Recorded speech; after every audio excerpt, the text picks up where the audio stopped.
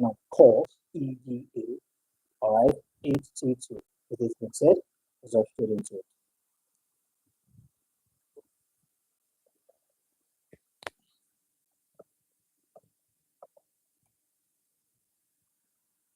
We're taking our bearing from the nature of leadership. The nature of leadership.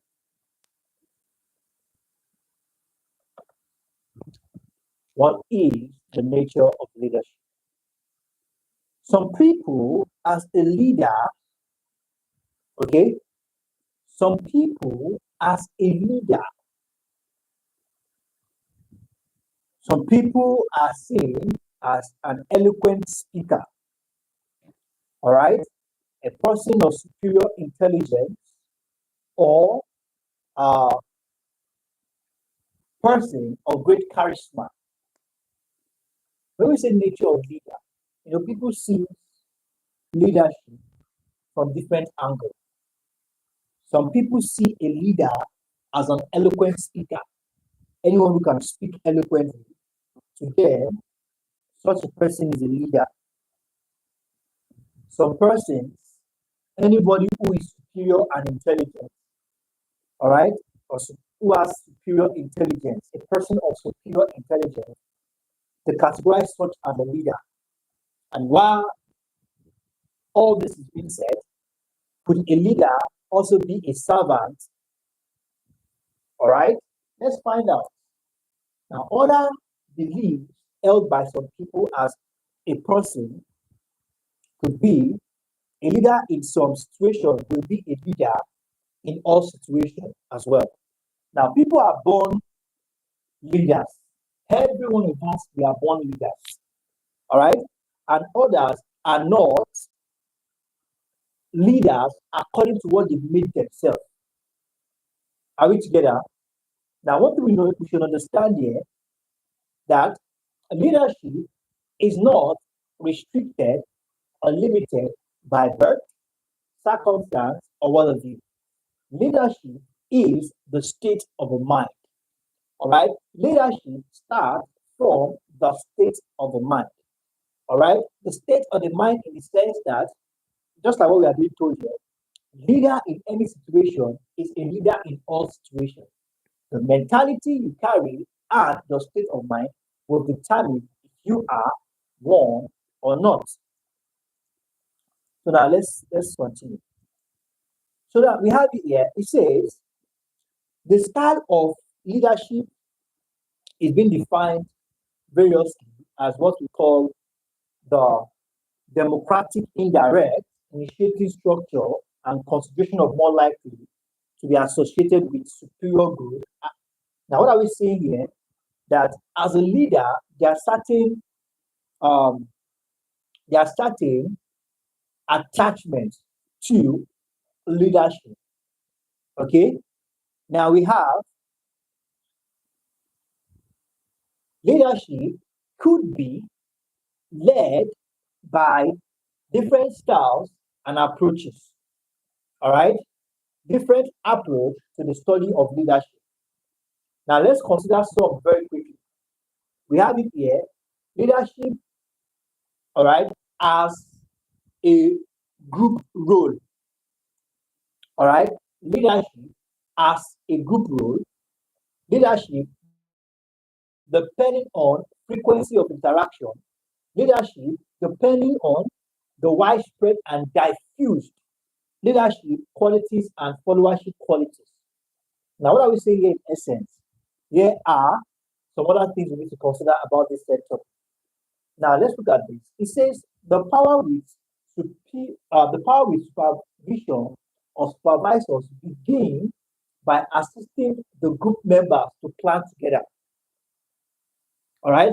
The power with approach to leadership begins with what?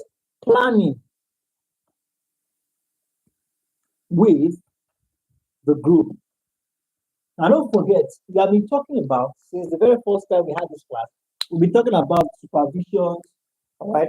Why, as a supervisor, you should not use your position to challenge or to cause others pain.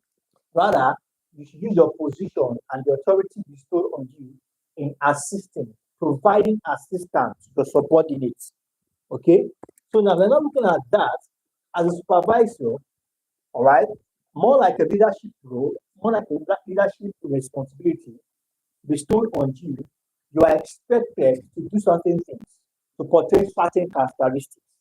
All right. So now, to be particular, here we are talking about the power with approach to leadership. It says here the power with supervision begins by assisting the group member to plan together. Planning with the group member. Okay. As problem arise in the organization of the group and in the step taken to reach goals, the supervisor expands his effort in thinking of ways in which the group, all right, which the group has to accept its opinion. All right. So we get to know if indeed you are qualified, if indeed you fit in into that role when situations come up. And as a supervisor, you are able to resolve the situations without, all right, escalating it. All right, you are able to calm or quench whatever might be disturbing or whatever that might pose a problem without escalating it. So now we have supervisor's role in the group. Now, definitely, as a supervisor, you are watching over certain activities. All right, you need to identify what the problem is.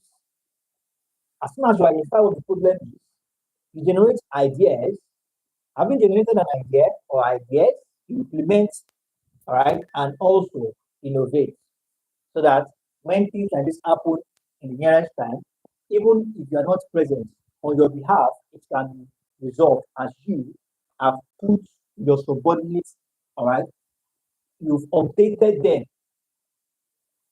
So we have that as that. So very quickly, let's consider some leadership pitfalls.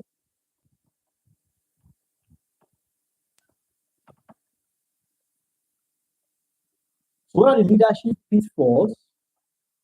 Now, a pitfall in supervisory leadership comes in not recognizing the necessary, all right, in not recognizing the necessity for exerting initiative.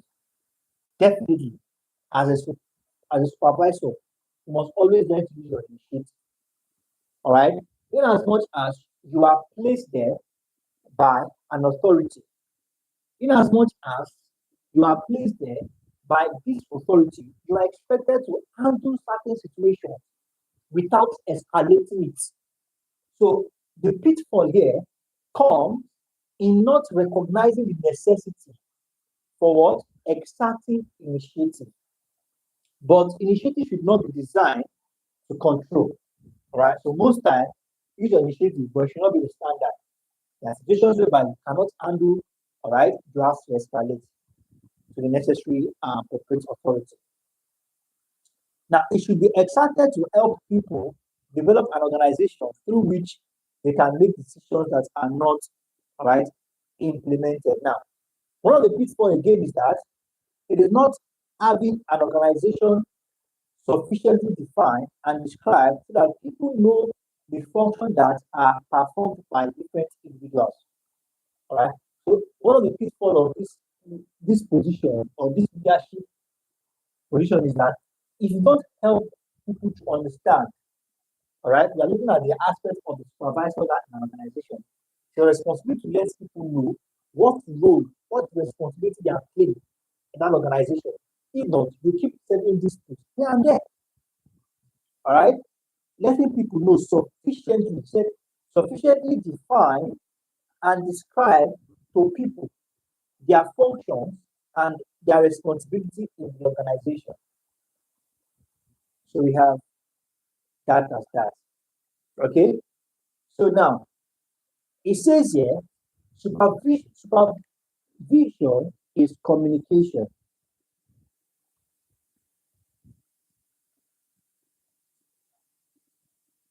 Indeed, it is. Supervision is indeed communication. Why is it like that? Why is supervision communication? Like we said, these are two different things.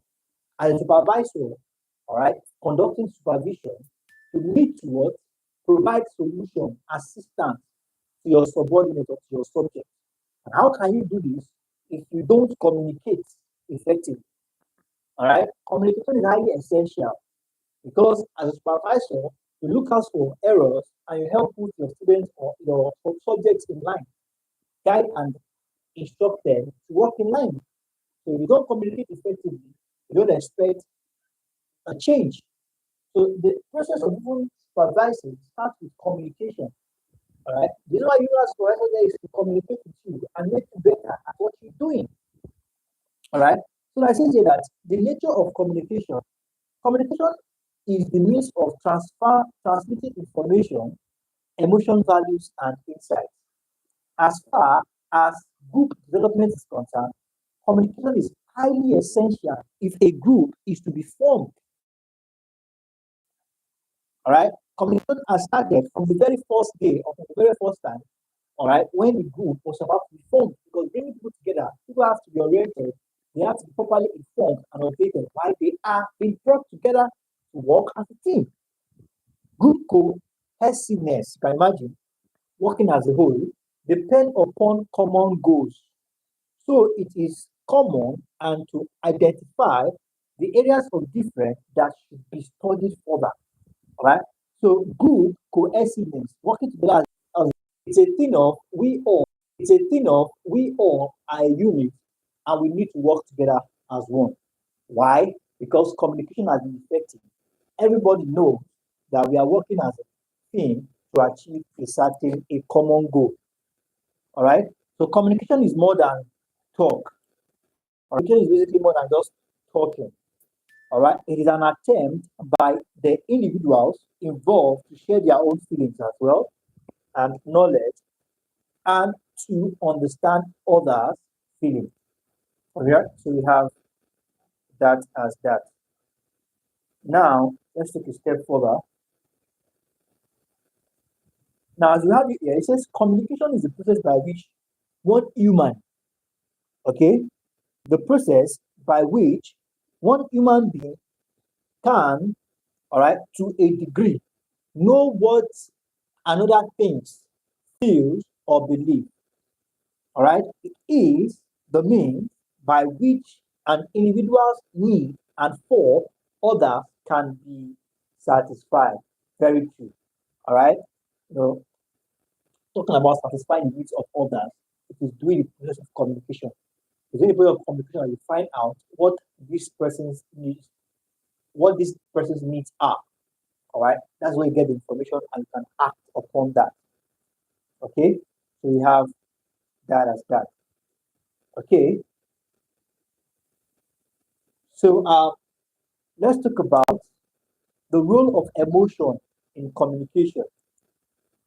Now, emotion element of a situation affect the quality of communication. So how does emotion element affect the quality of communication? Now, emotion disturbance of individual and lack of trust among members of the group restricts communication, definitely. All right, in as much as you have even oriented the members and everybody knows the reason why they are in that group, all right, emotion can still thwart the effort of the supervisor. All right, emotional issues, emotional disturbance like lack of trust among members do not let them work as a team. Rather, they work as competitors, trying to outsmart each other. Okay, so we have that as that. Now let's take a step further.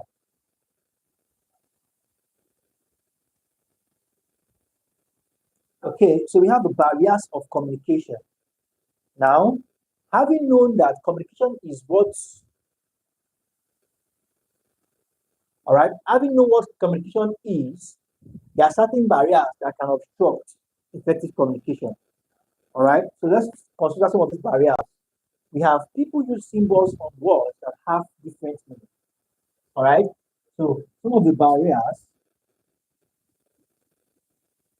all right, of communication are improper, all right, signs. The use of improper signs. Members of the group have different values. Improper sign in the sense that you are speaking above his head. He doesn't understand what you're talking about. Either your grammar is way above or your vocabulary is way above the other person. All right. When we have also when we have different values, it takes a lot of effort to bring people together in a team and make sure they cooperate with each other because these people are coming from different backgrounds with different values. All right. Conflict in interest. CII. Conflict in interest. It takes time and effort and consistency and continuous effort in helping the member of the group to understand that.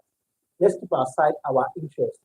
Let's have a collective interest, which is the goal of the organization.